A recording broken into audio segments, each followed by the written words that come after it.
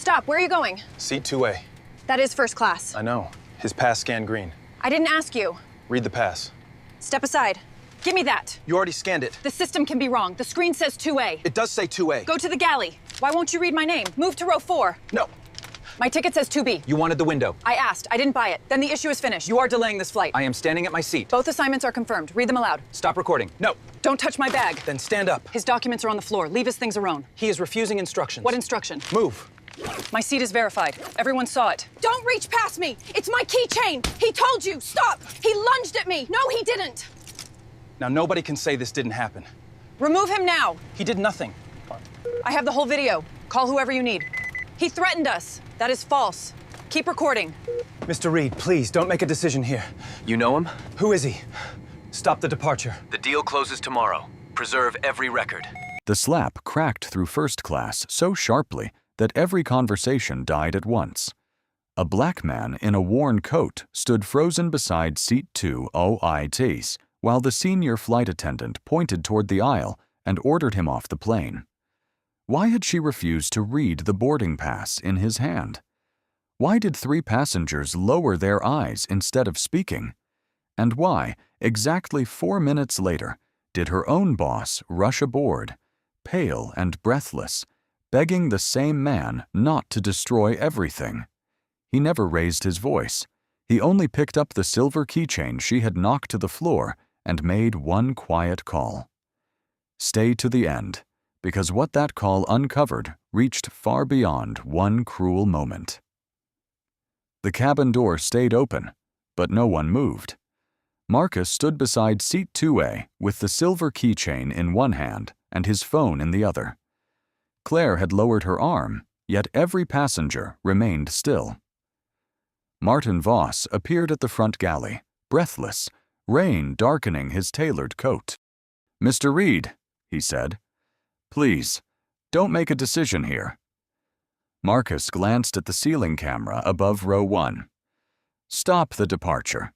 Martin swallowed. "We can talk privately. We are private enough." Grant shifted near the galley curtain. Claire stared at the floor. A child asked why the plane had stopped. Martin lowered his voice. "The acquisition closes tomorrow. Hundreds of jobs depend on it." Marcus turned the keychain between his fingers.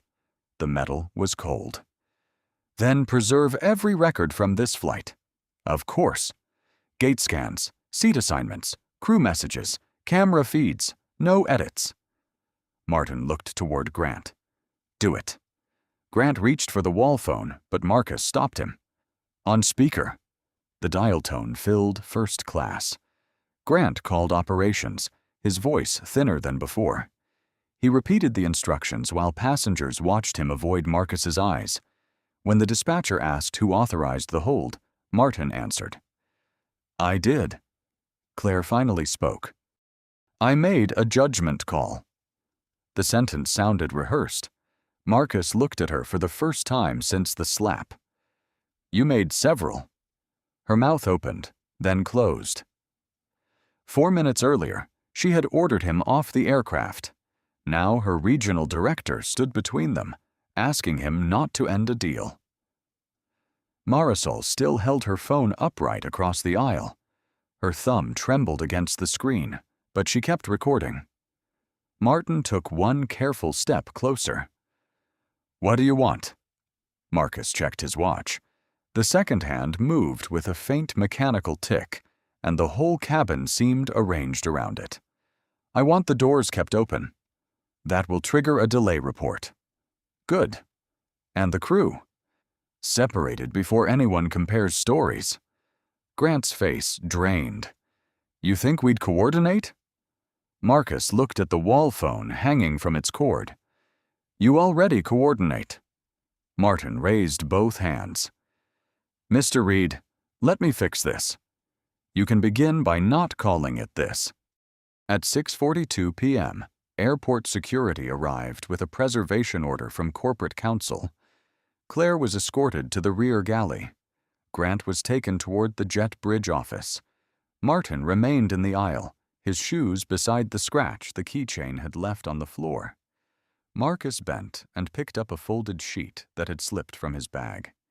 It was a photograph of a white gallery wall, a model building, and one empty chair in the front row marked "Reserved for Dad."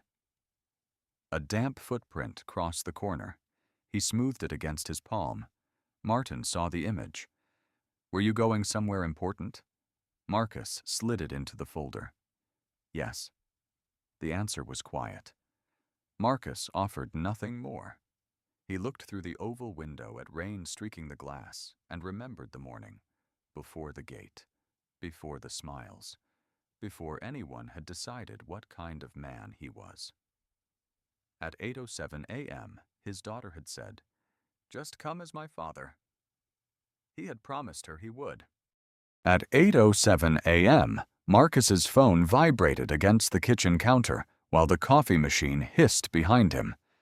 Nia appeared on the screen in a paint-splattered gray sweater, one braid loose over her cheek. Foam models crowded a table behind her. "You're awake," she said. "I said I would be." "You said that before my graduation." Marcus turned the mug so the handle faced his right hand. The ceramic stung his thumb. Rain tapped the windows. "I remember." Nia lifted a cream invitation card. A blue circle marked one printed seat number. "Front row, center. I marked it so you can't get lost." "I don't get lost." "You miss exits." He smiled, but she did not. "Dad, tonight matters." "I know." "No, you know the project matters. I'm asking whether I matter more than whatever meeting appears at 5:30. Marcus looked toward the leather folder beside his coat. Inside were the final acquisition papers for Airline Airways. He closed it without opening it. "What time do the doors open?" 6:45. My talk starts at 7:30. "I'll be there before 7. Nia studied him. "As Marcus Reed?" "As your father." Her shoulders lowered slightly. On the refrigerator was an old photograph of Nia at 12 between Marcus and Alice. Alice was laughing at something outside the frame. Her silver keychain hung beneath it. Nia followed his gaze. "Take Mom with you." Marcus lifted the keychain. Its edges were smooth. She hated flying. She hated turbulence. She liked arrivals. A notification flashed across his tablet. Board call moved to 10 a.m. He muted it. "Work?" Nia asked. "Yes. And?" "It can wait." "You always say that before it stops waiting." Marcus placed the tablet face down. "Then watch me prove it." Someone called Nia from across the studio. She answered, 2 minutes, then turned back. "Show me the ticket." Marcus opened the airline app. Seat 2A glowed beneath his name. Nia took a screenshot and drew a crooked red circle around it. "Now I have evidence." "You've always liked evidence." "I learned from the man who missed my first exhibit because a contract had an extra comma." It was a dangerous comma. It was a lonely chair. The coffee machine clicked off. Marcus tightened his fingers around the keychain. "I'm sorry." Nia went still. He added, "I should have been there." She nodded once. "Then be there tonight." "I will." After the call ended, the dark screen reflected his face over the captured ticket and Nia's hand-drawn circle. He slipped the keychain into his coat pocket, tucked the invitation into the acquisition folder, and ignored 3 calls from his office. At 9:05, his assistant reached him in the elevator. "Your car is downstairs. Security is ready." "Cancel both." "Sir, the airline inspection team expects—" "They expect an investor. I need them to see a passenger." The indicator blinked from 21 to 20. The cable gave a soft groan. "And Denver?" she asked. "Denver comes first." When the doors opened, cold air curled through the lobby from the revolving entrance. Marcus buttoned the worn charcoal coat Alice had once teased him for refusing to replace, picked up his scratched carry-on, and stepped into the rain alone. At 11:18 a.m., Marcus stepped beneath the airport canopy and shook rain from his charcoal coat. The terminal doors breathed warm air and coffee across his face. Suitcases rattled over wet tile. He carried the scratched black bag himself and joined the line beneath the Astor Line sign. At the premium counter, a young agent glanced at the bag before she looked at him. Economy check-in is farther down. I'm already checked in. She scanned his phone. The machine chirped green. First class, she said, straightening. Marcus took the printed pass. Her smile arrived a second too late. Near Gate C-18, Claire Donnelly stood beside the boarding podium with a silver scarf pinned beneath her chin. At 36, she had built her career on never appearing rushed, even when 2 fingers tapped against her tablet. Grant Hollis watched the departure clock. If we close on time, Claire said, Voss sees the numbers before review. Grant lowered his voice. He sees complaints too. Only if someone files one correctly. A message flashed across her screen. Clean departure. No escalations. That isn't a suggestion, Claire said. Grant rubbed a mark from the podium. Don't turn every delay into a threat. I'm the one up for regional lead. Marcus heard only fragments as he approached, but he noticed Claire's eyes move from his coat to the boarding pass. Group 1? She asked. Yes. This lane is for first-class passengers. Marcus held out the pass. Claire did not take it. You can wait for general boarding. The pass says Group 1. A man behind him sighed. Claire's smile tightened. Sir, I'm trying to keep the lane moving. Then scan it. Grant looked over. Problem? No, Claire said. Just confusion. Marcus watched the green light pulse. Whose? Claire took the pass and scanned it. The machine chimed. Seat 2A, Grant read. Her fingers stopped tapping. For one breath, they stood beneath cold white light while rain crawled down the windows. Then Claire handed it back. You're early. So is everyone in this lane. A young flight attendant with dark curls beneath her cap approached carrying safety cards. Leah Monroe, 27, moved quickly, but noticed everything. Her eyes flicked to the scan result. 2A is prepared, she said. Claire turned the tablet face down. Take those aboard. Leah hesitated. I thought boarding started now. It starts when I say it starts. The cards bent under Leah's grip. She nodded and entered the jet bridge. Across the seating area, an older woman folded a newspaper into exact squares. The gate smelled of damp wool and jet fuel. Claire leaned toward Grant. If Voss calls, tell him we're controlled. Grant looked at Marcus, then at the clock. Are we? We will be. At 5:56 p.m., the boarding announcement sounded. Marcus rubbed his thumb over the silver keychain in his pocket. His phone lit with a message from Nia. Front row still saved.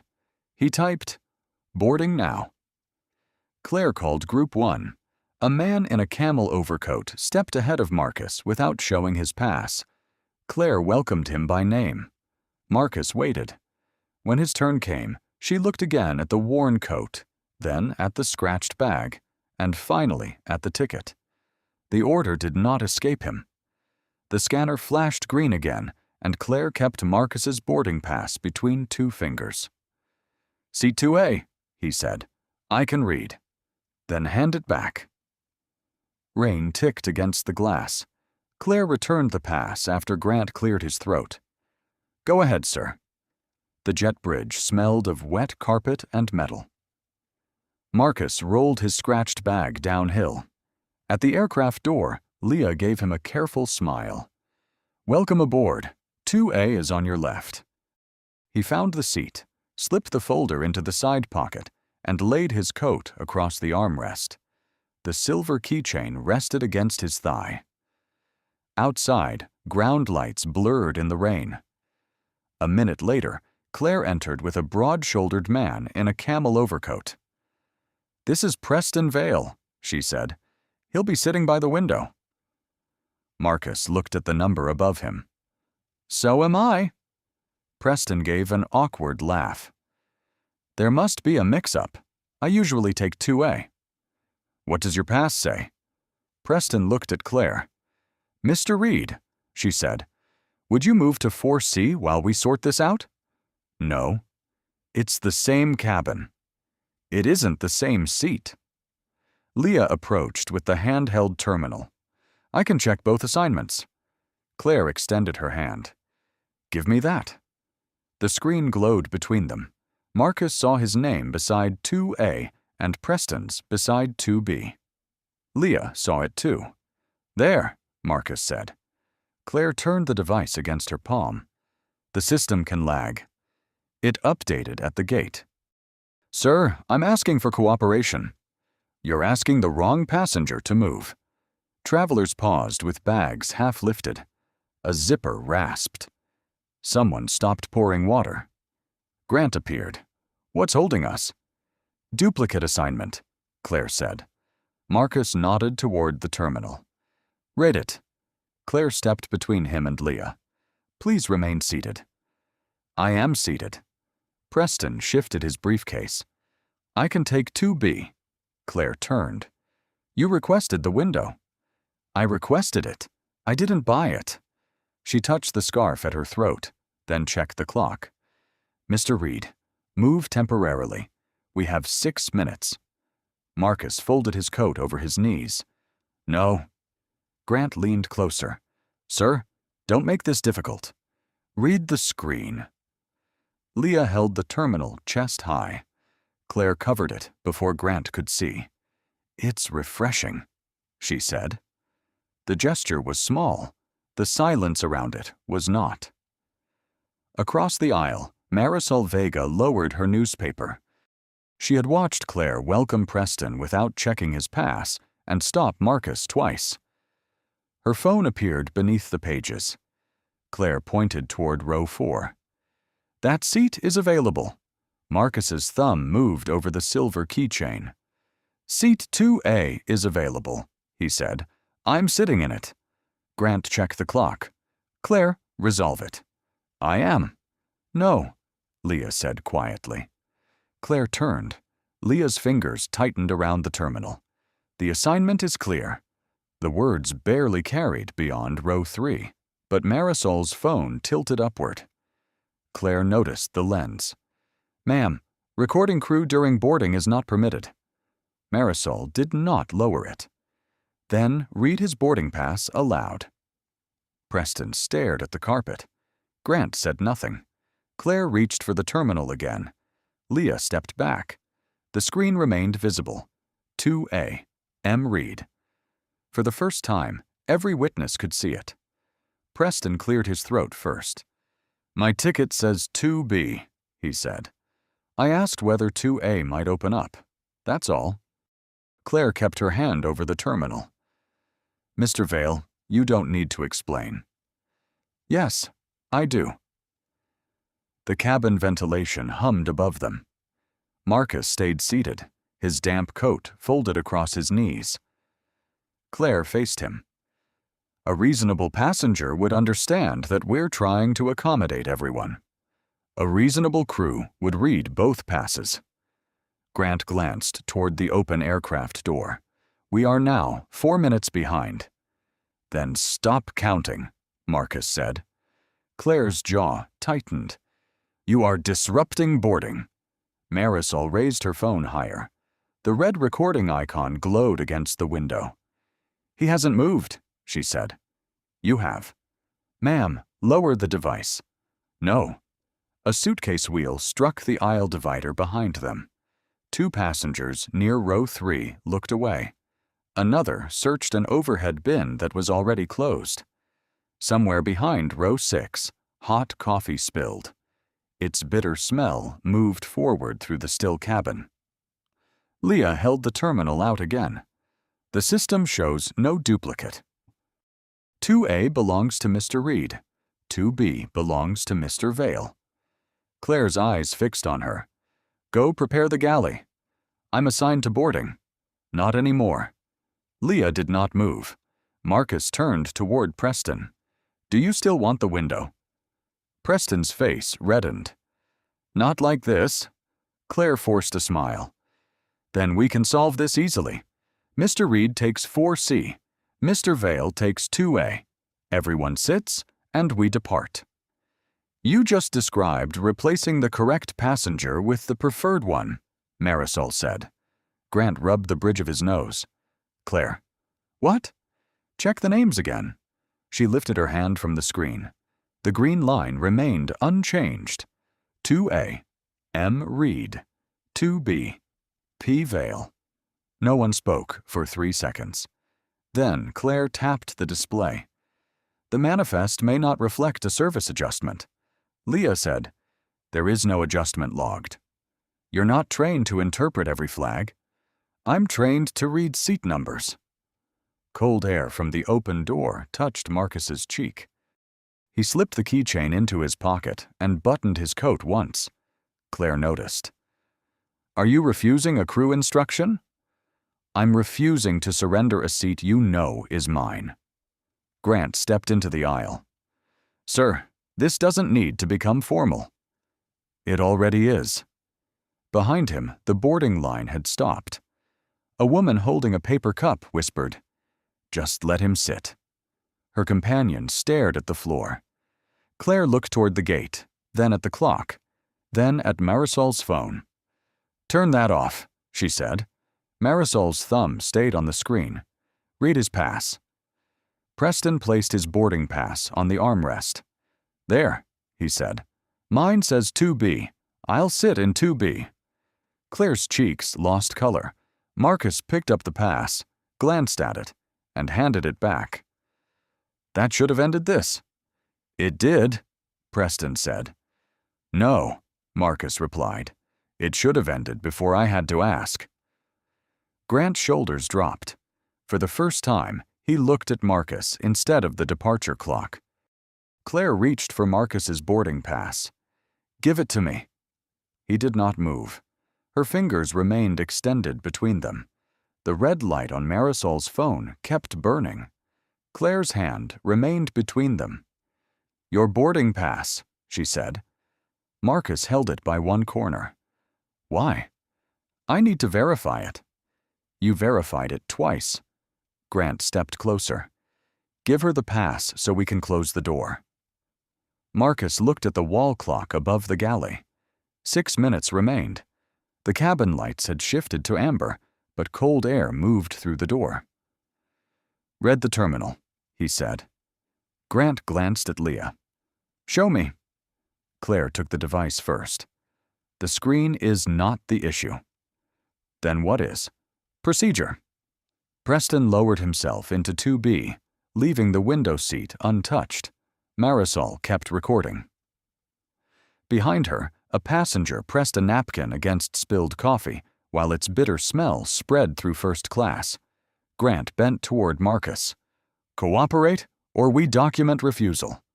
Document what I refused. To follow crew direction. What direction? Grant hesitated. Claire answered, Move to 4C. Marcus reached into the side pocket beside his seat for the folder containing his invitation and acquisition documents. Claire caught the handle of his scratched bag. I'll move this. Don't. She pulled anyway. The bag slid from the seat edge. Its zipper struck the armrest with a metallic click. The leather folder dropped open, and papers fanned across the aisle. A cream invitation landed face up beside a page headed Asterline Airways. Control Acquisition Review.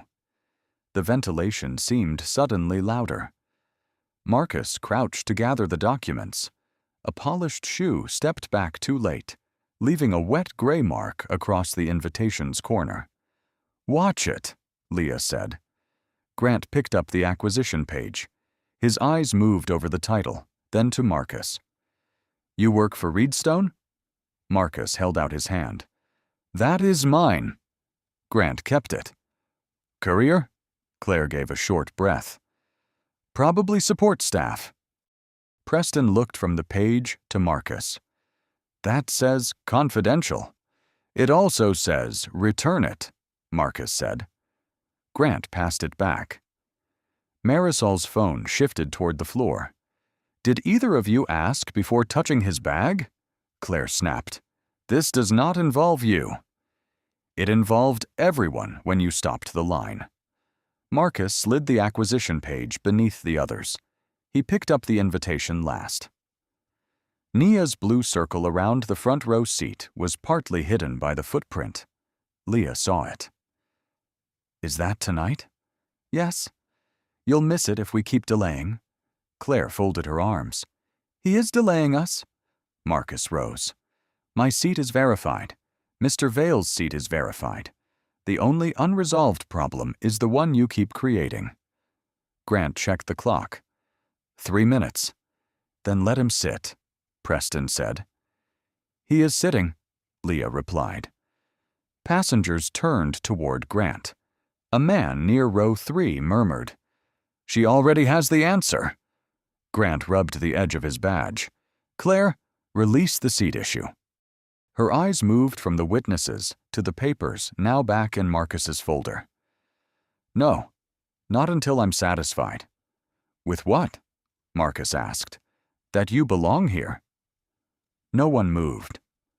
Marcus placed the damaged invitation inside the folder and looked at the wet mark on its cover. Now we know what this is about, he said. Claire's face hardened, and the clock above the galley clicked into the final 2 minutes. The clock above the galley clicked from 2 minutes to 1. Claire stepped into the aisle until her shoes nearly touched Marcus's. Stand up.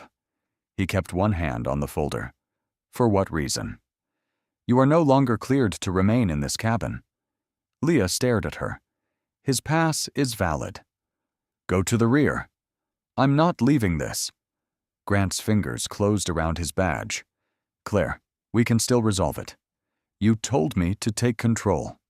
I told you to release the seat. Cold air cut through the open door. Marisol's phone caught the flush rising along Claire's neck. Passengers sat still. One man lowered his newspaper without turning the page. The woman with the paper cup held it until the lid bent. Claire pointed toward the jet bridge. Take your belongings and exit. Marcus looked at Grant. Is that your instruction too? Grant answered late. We need everyone compliant. That is not an answer. Preston stood from 2B. I'll move to 4C.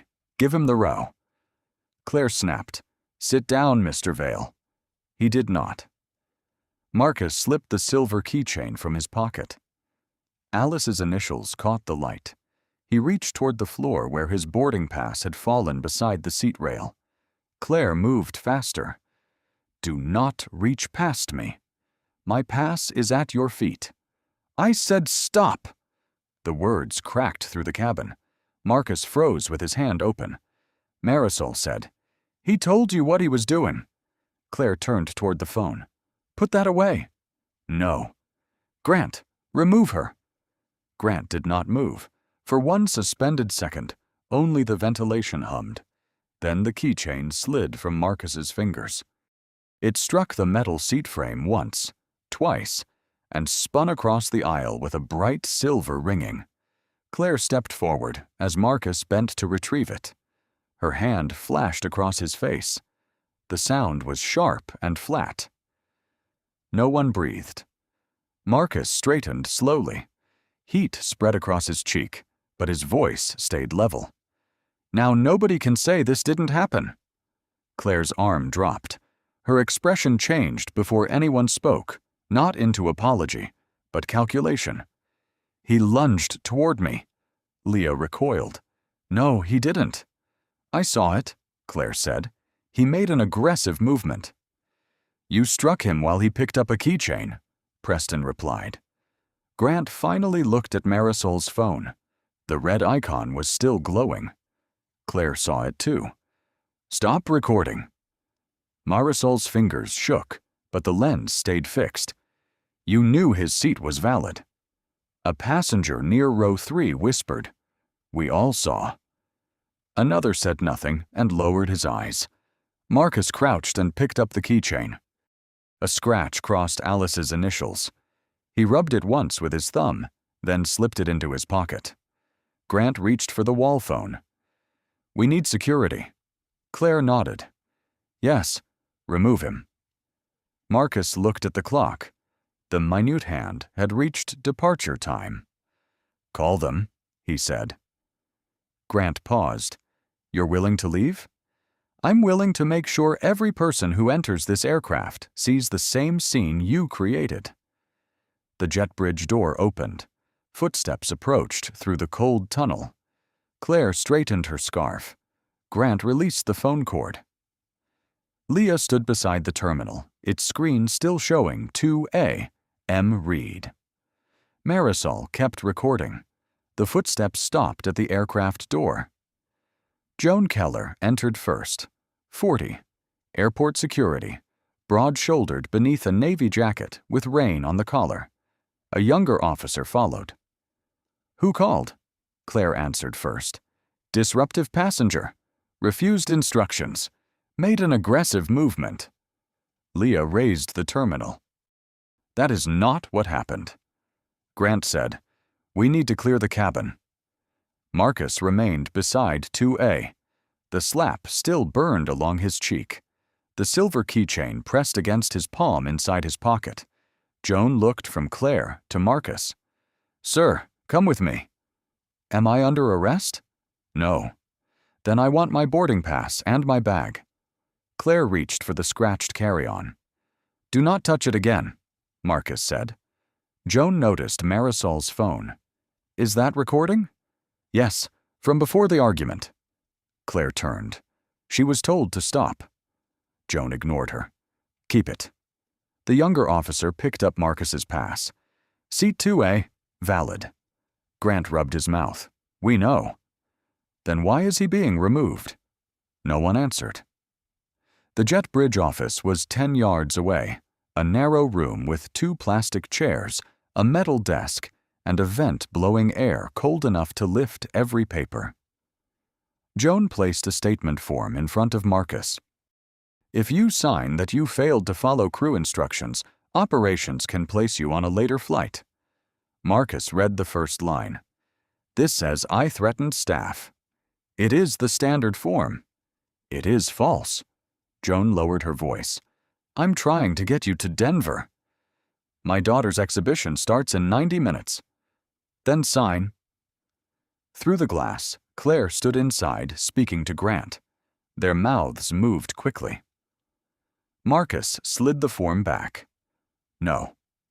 The younger officer shifted near the wall. "Without cooperation, the airline may deny rebooking." Marcus removed his coat and folded it over the empty chair. His fingers would not release the top button. The plastic edge scraped his thumb. His phone lit. Nia had sent a photograph of the gallery. White walls, warm lamps, guests beginning to gather. In the front row, one chair remained empty beneath a handwritten card, reserved for Dad. A second message appeared. "Dad, where are you?" Marcus stared until the screen dimmed. Joan watched him. "Call her." When Nia's name appeared, he let it ring 3 times before answering. "Dad? I'm still in Atlanta." The noise behind her faded. "Are you hurt?" "I'm all right." "I saw a clip." "It isn't the whole clip." "Are you coming?" Marcus looked at the unsigned form. "I don't know." Nia said nothing. That was harder than anger. The vent rattled above him. "I kept the seat," she finally said. The call ended before he could answer. Joan reached for the form, but Marcus placed 2 fingers on it. "Preserve the gate logs, the cabin recording, and every crew message from this flight." She studied him. "Why?" "Because someone will try to simplify what happened."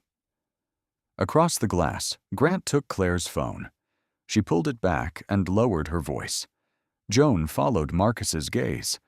You think they're changing their story. I think they already have one. His phone vibrated again. Helen Ward, Chief Executive Officer. Marcus picked up the silver keychain and answered on the first ring. Marcus? Helen Ward's voice came through beneath the hiss of the vent. Why are you calling from an airport security room? He looked through the glass at Claire and Grant, arguing beside the aircraft door. Stop Flight 614. A beat passed. It pushed back 3 minutes ago. No, the door is still open. Helen's tone changed. What happened? Preserve the gate scans, cabin terminal, crew messages, and every camera feed. Freeze access now. Joan Keller straightened across the desk. Helen said, Marcus, is this about the inspection? It is now. Keys clicked on the other end. The fluorescent tube above him buzzed, then steadied. I'm placing the flight under corporate hold, Helen said. Who is on site? Martin Voss. I'll send him. 4 minutes. That may not be possible. Marcus looked at Naya's empty chair on his phone. Make it possible. He ended the call and handed Joan the unsigned form. Do not let anyone replace that page. She read his name again, slower this time. Who are you? The passenger assigned to 2A. Outside, the boarding screen changed from delayed to corporate hold. Grant saw it and went pale. Claire checked her phone twice, then looked toward the office. At 6:38 p.m., Martin Voss appeared at the far end of the jet bridge. His silver hair was damp, his tie crooked, and one hand gripped the rail as he hurried downhill. Where is he? Joan opened the door. Martin stopped when he saw Marcus without his coat, the scratched carry-on beside him, and the silver keychain in his hand. Mr. Reed. Claire's face emptied. Grant whispered, Reedstone. Martin entered the office and shut the door halfway. Please tell me this is a misunderstanding. Marcus picked up his coat. Read the statement your staff asked me to sign. Martin scanned the first paragraph. His eyes lifted toward Joan. Who wrote this? It's the airline form, she said. The crew reported a threat. There was no threat, Leah called from the corridor. Marisol's voice followed. I recorded everything. Martin pressed the paper flat. Mr. Reed, the acquisition closes tomorrow. We can address this privately tonight. Marcus buttoned his coat with both hands. The top button slipped once before catching. What do you want me to protect? He asked. The deal or the record? Both. You protected the numbers first. That is why we are here. Martin removed his employee badge and set it on the desk. I'm asking for a chance to fix this. Marcus pushed the badge back toward him. Leave it on. Martin stared at it. Start answering for what it represents. The wall clock clicked to 6:42. Martin lowered his voice. If you cancel the purchase, thousands of people will pay for what one employee did. Marcus opened the office door. Claire stood beyond it, her silver scarf no longer straight. This was not one employee. He pointed to the terminal in Leah's hands, the recording phone in Marisol's grip, and the statement on the desk. I'll decide what happens to the company after I learn how many passengers were treated this way and had no one to call. No one answered. From inside the cabin, a passenger said, I have a video too. Then another phone rose above a seat back. By 7:03 p.m., the first clip was already online. It began after the slap. The video showed Claire stepping back, Marcus beside 2A, and Grant calling security. It did not show the valid pass, the terminal screen, or Preston admitting his seat was 2B. Helen Ward called. Communications wants a statement. Marcus stood in the jet bridge office while rain tapped the window. What does it say? that there was a disagreement during boarding and both parties are cooperating. Both parties. It is temporary language. It is false language. Martin said, "We need to slow the spread before facts are confirmed." Marisol raised her phone. "The facts are confirmed." She transferred the full recording to Joan's secure tablet. The progress bar moved 1 slow % at a time while the vent rattled. Leah stepped closer. "The seat log may disappear after the flight closes." "Can you preserve it?" Marcus asked. "I can export the cache from the cabin device." Grant blocked the doorway. "That terminal is company property." "So is the truth on it," Marisol said. Martin looked at Grant. "Move." Inside first class, passengers waited under amber lights. The air smelled of coffee, damp coats, and hot wiring. Leah entered her code. Access denied. Claire had changed the permissions. "She locked me out," Leah said. Marcus said, "Use his code." Grant shook his head. "I won't authorize an internal export." Martin's voice hardened. "You will."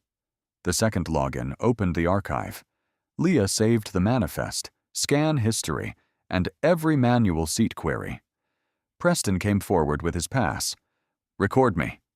Marisol lifted the camera. "My seat was 2B. I asked about the window. Mr. Reed never took my seat, raised his voice, or threatened anyone. The crew had the correct assignment from the start." Grant rubbed his badge. "You don't understand how this looked from our side." Preston faced him. "You decided how it looked before you checked." At 7:21, Helen called again. "The full video has reached legal," she said. "Communications withdrew the statement." "Good. They want to know whether you will appear publicly." "No." "Then what do I tell them?" "That an independent investigator will review the flight, the complaint process, and the people who controlled both." Martin's head lifted. "Independent of whom?" "Independent of you." Marcus's phone vibrated. Nia's name filled the screen. He stepped into the empty gate area. Cleaning machines hummed beyond the glass. "I heard the whole recording," she said. He waited. "You sounded calm." "I was trying to get home." "No, you were trying not to give them another reason." Marcus watched his reflection in the dark window. "I saved your chair," Nia said. "I missed your talk." "You missed the room, not me." His grip tightened around the phone. "I'll come tomorrow." "Come when you can sit down." The line ended softly. When Marcus returned, Leah had opened another file. It contained old complaint references linked to the same regional office. "How many?" Martin asked. Leah scrolled once, then stopped. "More than one flight."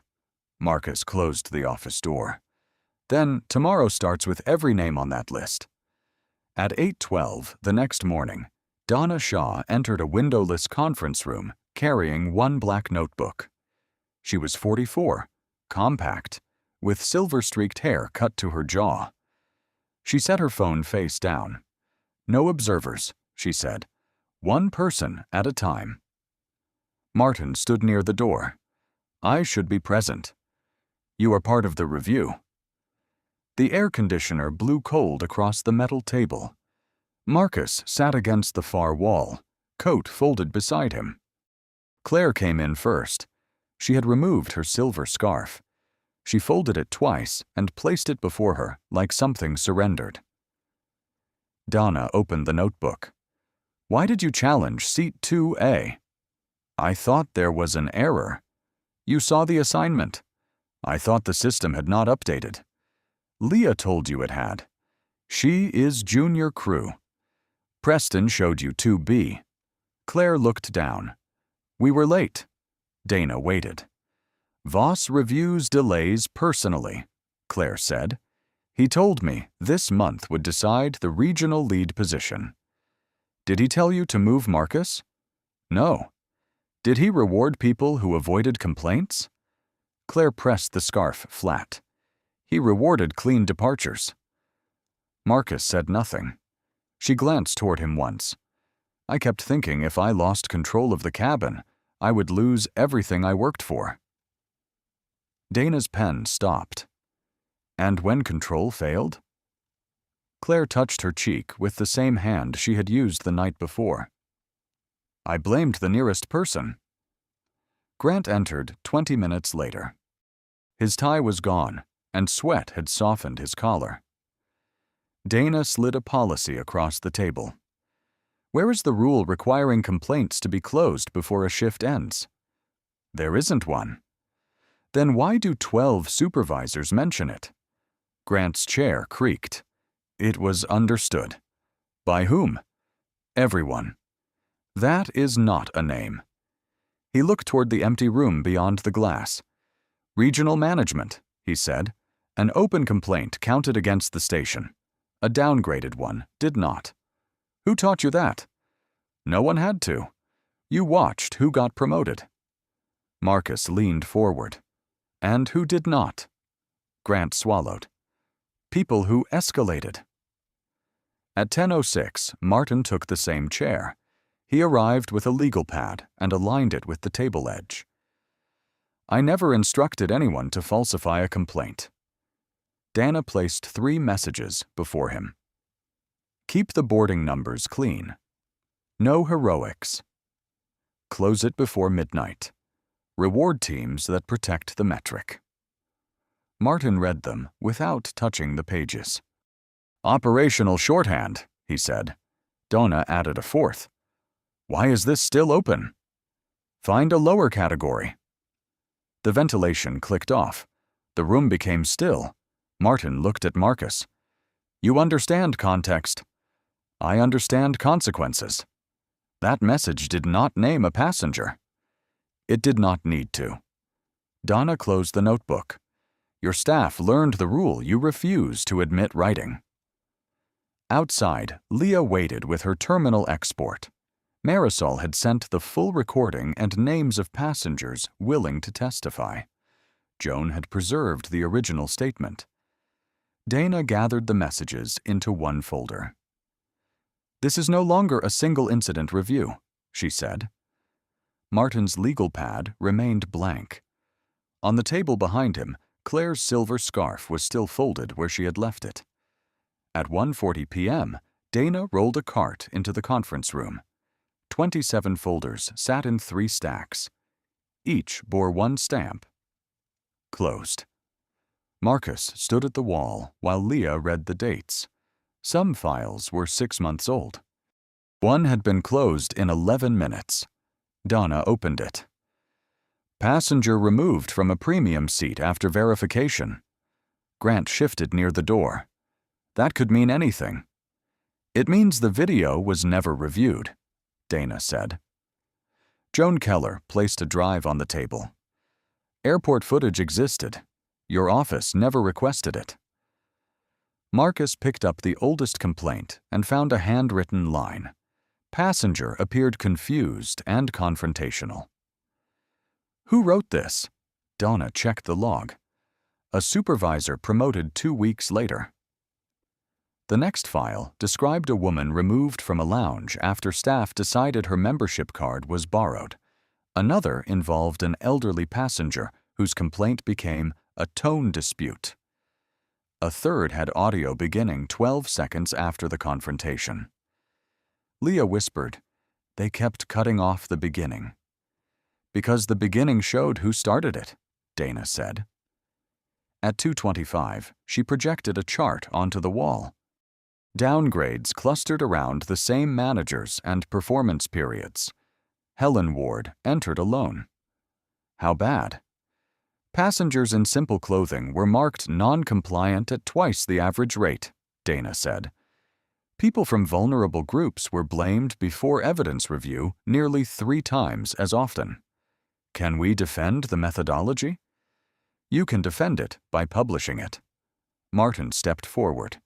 27 files are too small a sample. They were people before they became a sample, Marcus said. At 3:10, a board call began on speaker. We agree the flight incident requires decisive action, a director said. Helen asked, define decisive. Terminate Donnelly. Suspend Hollis. Announce retraining. Dana closed her notebook. And the buried complaints? We can review them internally. Marcus looked at the stacks. You already did. The acquisition closes tomorrow, another director said. We cannot destabilize the company over one employee. Claire's empty chair sat against the wall. A crease remained where her silver scarf had rested. Marcus said, Then you have learned nothing. Shareholders need certainty. They will get it. What does that mean? No one leaves believing Claire is the whole problem. Martin reached for the speaker controls. Liability should be discussed privately. Dana caught his wrist. The record is already open. The line went quiet. At 4:02, Marcus opened the final folder. A father traveling to his daughter's wedding had been removed after refusing to surrender a confirmed seat. The closing note read, No financial impact. Close without escalation. Marcus read it twice. Helen noticed the gallery invitation beside his hand, the wet footprint dark across one corner. What do you want from the board? An emergency hearing tonight. Every message, metric, and signature tied to these closures. Martin's face changed. Dana turned toward the printer. I'll prepare the evidence. Marcus pressed the gray closed stamp onto a blank sheet, then drew one line through it. Not this time. At 6 p.m., the boardroom doors unlocked. At 6:04 p.m., the boardroom doors sealed with a soft click. Martin took the chair nearest the screen. Claire sat 3 places away, the silver scarf folded in her lap. Grant took the empty seat Dana indicated. Helen opened the hearing. We are reviewing Flight 614 and the complaint process. Martin adjusted his cuffs. Then begin with the employee who struck a passenger. Donna touched the remote. 3 messages appeared. Keep the boarding numbers clean. No heroics. Close it before midnight. Why is this still open? Find a lower category. Operational language, Martin said. 9 supervisors who followed it were promoted, Dana replied. Dana pushed 27 files across the table. Gray, closed stamps formed a row. Then read the reasons, Marcus said. No one reached for them. Martin pointed toward Claire. She ignored a valid seat assignment and escalated physically. That was her choice. Claire laid the scarf on the table. I made the choice, she said, but I made it in a room you built. Be careful. I was careful for 6 years. I saw the correct seat. Leah confirmed it. I knew Mr. Vale had 2B.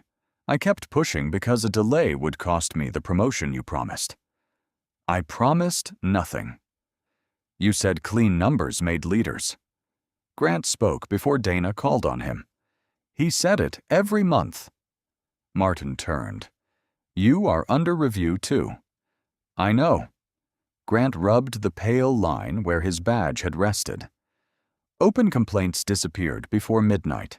Supervisors who escalated were moved off premium routes. We called it protecting the station. Helen asked. Who taught you that phrase? Grant looked at Martin. He did. The room became still enough for Marcus to hear the wall clock. Martin gathered his papers. This hearing is prejudiced. Dana stopped the timer. Leaving will be noted. He pushed back. The chair rolled once and remained angled toward the door. No one straightened it.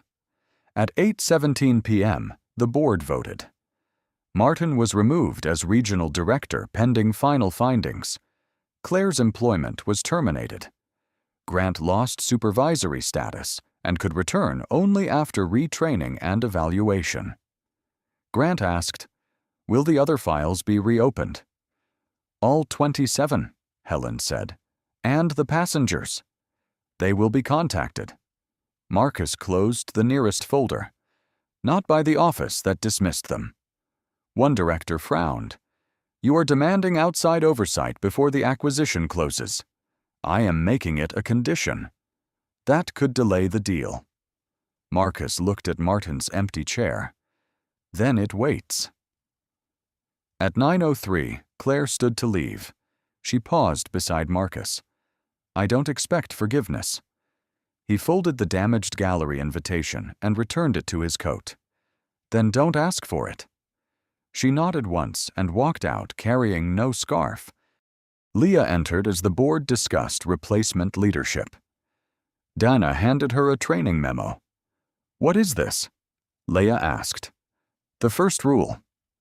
Leah read aloud. Any employee may stop a process when verified passenger information is ignored. Marcus looked through the window at aircraft lights reflected in the rain. Add one more. Dana lifted her pen. Silence is a decision, too. By midnight, the old performance posters were coming down.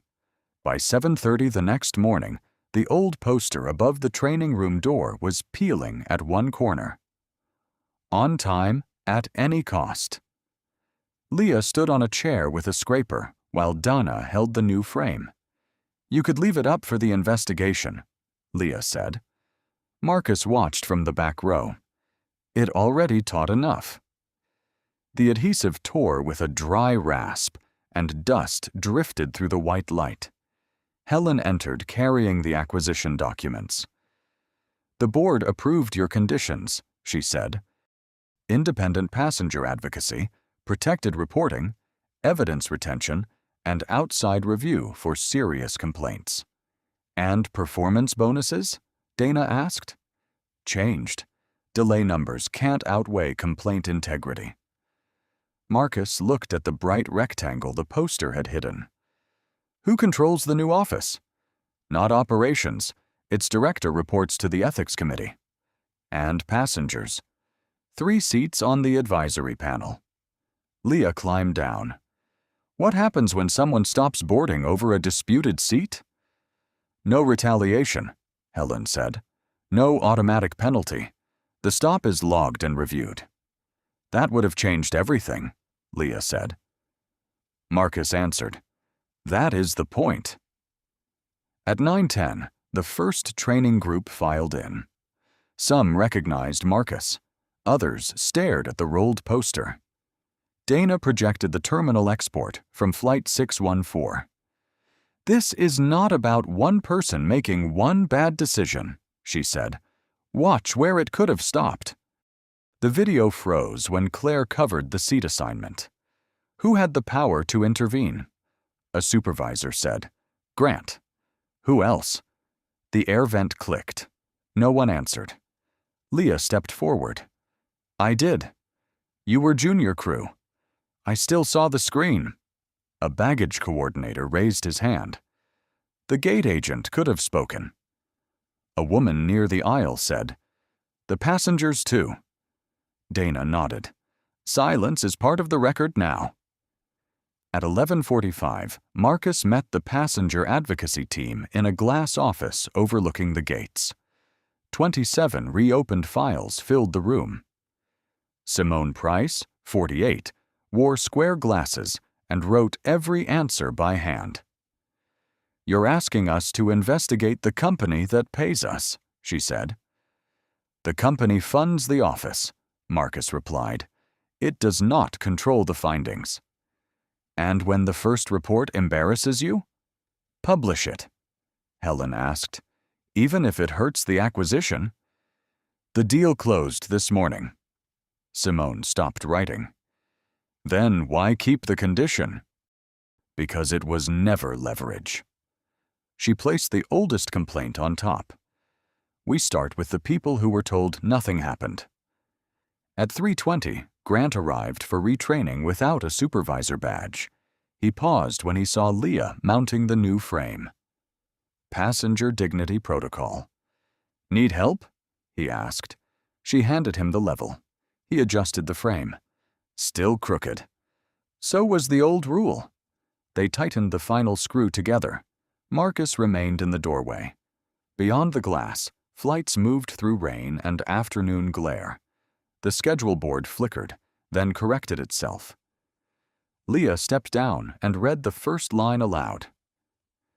Verified facts come before assumptions. Marcus slipped the silver keychain into his pocket. Leave that where everyone can see it. The new frame caught the light. 6 months later, the independent report went live at 8 a.m.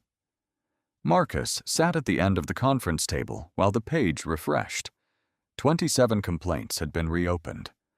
11 passengers had received formal apologies, 6 had been compensated, and every case now carried the records once reduced to a gray stamp. Dana closed her laptop.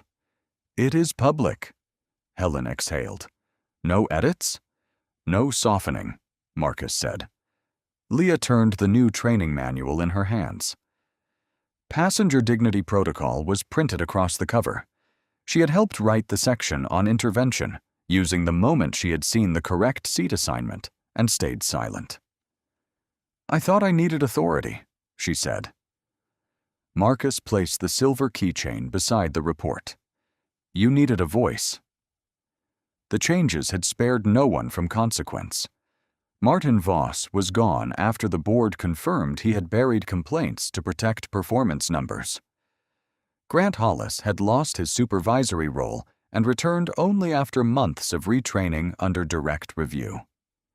Claire Donnelly no longer worked in aviation.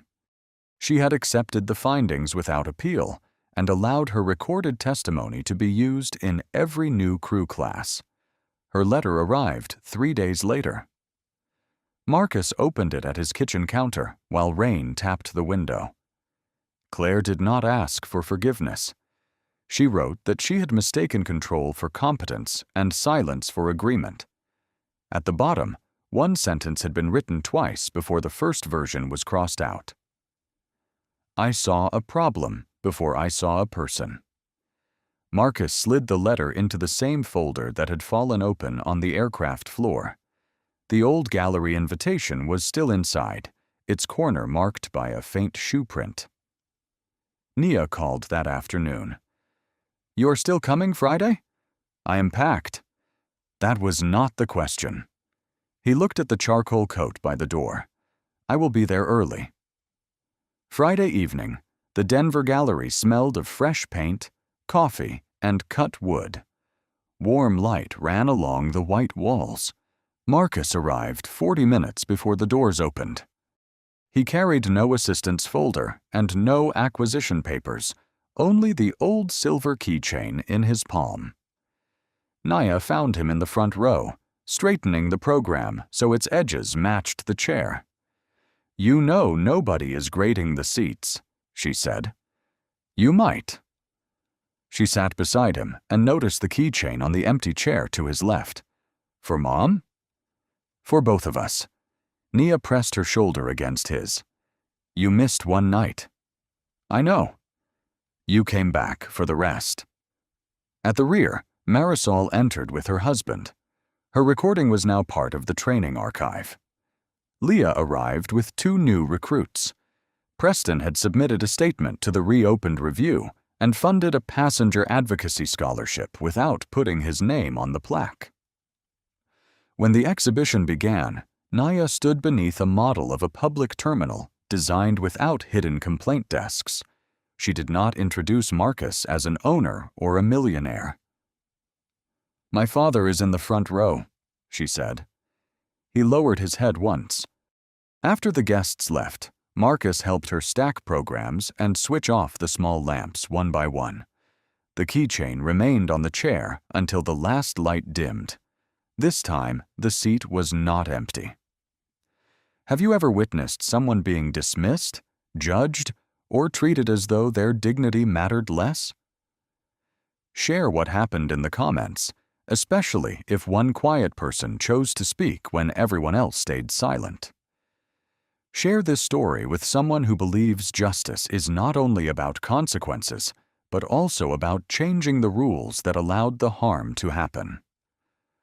Subscribe for more stories about fairness, quiet strength, accountability, and people who refuse to let broken systems remain untouched.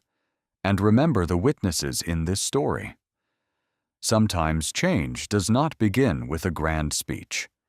It begins with one clear sentence, spoken before silence becomes permission.